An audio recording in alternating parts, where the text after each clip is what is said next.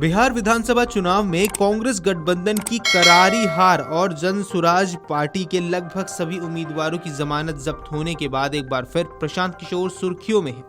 चुनावी रणनीतिकार से अब नेता बने प्रशांत किशोर ने 15 दिसंबर को कांग्रेस सांसद प्रियंका गांधी से मुलाकात की। सूत्रों की माने तो दोनों नेताओं के बीच लगभग 2 घंटे तक मीटिंग हुई और वो भी बंद कमरे में। दोनों की मुलाकात और गहरी मीटिंग ने न केवल सुर्खियां बटोरी बल्कि राजनीतिक गलियारों में कई सवालों को भी जन्म दे दिया कि क्या प्रशांत किशोर फिर कांग्रेस से करीब आएंगे, क्या कांग्रेस बिहार में अकेले चलेगी। प्रियंका और प्रशांत किशोर के बीच आखिर क्या कुछ बात हुई है, मुलाकात के बाद क्या बोल गई प्रियंका गांधी।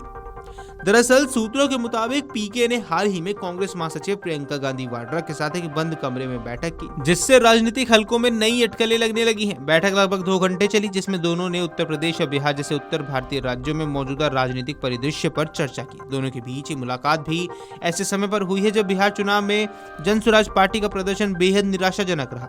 पार्टी 238 सीटों पर लड़ी थी, लेकिन एक भी सीट नहीं जीत सकी और 236 उम्मीदवारों की जमानत भी जब्त हो गई। वहीं कांग्रेस का प्रदर्शन भी कमजोर रहा। पार्टी 61 सीटों में से सिर्फ 6 पर ही सिमट गई। ऐसे में प्रशांत किशोर की मुलाकात राजनीतिक तौर पर कई बड़े सवाल खड़े कर रही है। जनसुराज पार्टी के बारे में बात करें तो 238 सीटों पर चुनाव लड़ी थी, लेकिन एक भी सीट नहीं जीत सकी और 236 उम्मीदवारों की जमानत भी जब्त हो गई।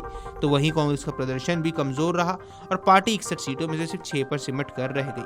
हालांकि दोनों पक्षों ने प्रियंका गांधी और पीके की मुलाकात को शिष्टाचार भेंट बताकर इसे राजनीतिक अटकलों पर विराम लगाने की कोशिश की है, लेकिन राजनीति में संयोग कम और संकेत ज्यादा मायने रखते हैं। बिहार में बुरी तरह विफल रहने के बाद प्रशांत किशोर का प्रियंका गांधी से मिलना ये जरूर दिखाता है कि वे अपने राजनीतिक विकल्पों पर नए सिरे से विचार कर रहे हैं। अब बड़ा सवाल ये है कि क्या ये मुलाकात महज बातचीत तक सीमित रहेगी या आने वाले समय में कांग्रेस और प्रशांत किशोर के रिश्ते में कोई नया मोड़ देखने को मिलेगा। फिलहाल सियासी गलियारों में अटकलों का दौर तेज है और सबकी निगाहें अगले कदम पर टिकी हैं। राजनीतिक रूप से ये मुलाकात काफी दिलचस्प है, क्योंकि बीते कुछ वर्षों में प्रशांत किशोर और कांग्रेस का रिश्ता कड़वाहट भरा रहा है। प्रशांत किशोर ने 2021 में जेडीयू से निष्कासित होने के 1 साल बाद कांग्रेस को पुनर्जीवित करने का प्रस्ताव दिया। उनकी 2022 में कांग्रेस आलाकमान के साथ बातचीत शुरू हुई और अप्रैल 2022 में सोनिया गांधी के 10 जनपद निवास पर प्रशांत किशोर ने राहुल और प्रियंका सहित शीर्ष नेतृत्व के सामने पीपीटी प्रेजेंटेशन दिया।